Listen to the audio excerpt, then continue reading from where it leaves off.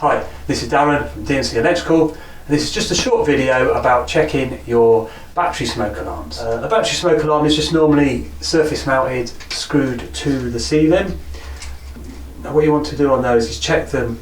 They have a use by date. This one says replaced by March 2031, but another important thing to remember is the actual battery. Now that needs to be changed every year. This one has a date on it, it says March 2024. So we're just going to screw this one to the ceiling.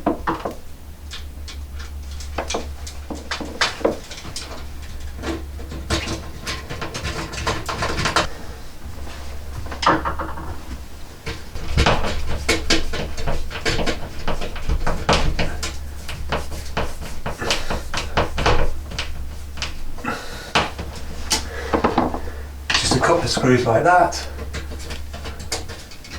Make sure the battery is pushing up the little lever so that it will engage.